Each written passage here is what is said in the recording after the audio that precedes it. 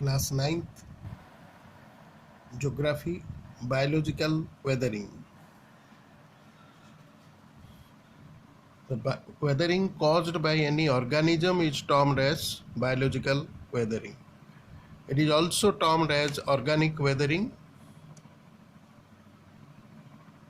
They are related to mechanical, physical, and chemical weathering. All three are involved in it. Related to mechanical, physical, and chemical weathering. So they particularly your different agents are present for biological weathering. Human being is also responsible for in it. Man converts physical landscape into man-made landscape by building houses, roads, dams, bridges, etc. The physical landscape is totally changed due to mining and industrial activities. Agriculture also involves leveling of land and construction of canals. These are the mostly referred to man-made activities. These man-made activities responsible for biological weathering. Plants, second agent is your plants. Rocks have joints or cracks. Rain water is stored in these joints and cracks. Roots of small plants enter into these joints of the rock in search of water and to seek the support. As the plants grow, the roots become thicker. As a result, the joints become wider and the rocks are gradually disintegrated. Look at this picture. You will find that on a rock, you will find the plant, its roots deeply entered into the rock in search of water, and later you will find that the rock is disintegrated. And it is an example of biological weathering. Then the animals are also partly responsible for your biological weathering.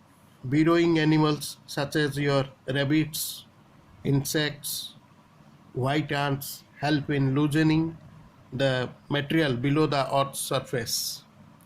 They also bring large amount of material out to the surface. Hence, physical structure of that part becomes weak and rocks are exposed to various weathering process. So there are three agents: man, plants, and animals. Besides it, you will find that weathering and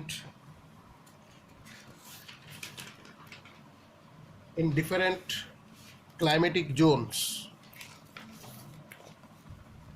In equatorial climate, humidity and temperature are constantly very high. So weathering, especially chemical weathering, is more active in equatorial region. In tropical climate, there is a marked dry season and wet season. Like countries like India, you will find dry and wet season.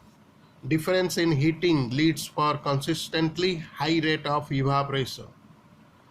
And during wet season, you will find precipitation of oxides of iron and aluminum takes place from rocks. And that is responsible for your formation of laterite soil. In desert region, high diurnal range of temperature is responsible for weathering. And in mid-latitude area or temperate climates, you will find the powerful agent of weathering is the frost action. And in polar regions, physical weathering due to frost action is more prevalent.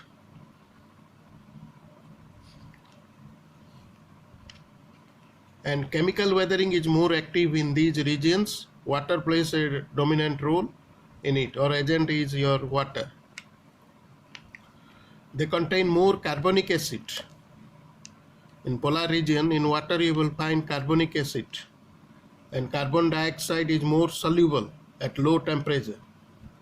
So you will find that is responsible for chemical weathering in polar regions. Then you will find that in your textbook a number of terms are given. These terms you have to prepare. Weathering, what is the meaning of weathering? the breaking down but not of removal of rocks, meaning exfoliation, peeling off the outer layer of rocks by sudden contraction and expansion. You will find this exfoliation generally in your regions like your desert regions. You will find physical weathering, disintegration of rocks without any change in their chemical composition. And chemical weathering, decomposition of rock due to chemical reaction that transforms the chemical formation of rocks. And biological weathering, the weakening and subsequent disintegration of rocks by humans, plants and animals. All these definitions you are preparing. Then you do all the exercise work. All these exercise work you do, that's your homework.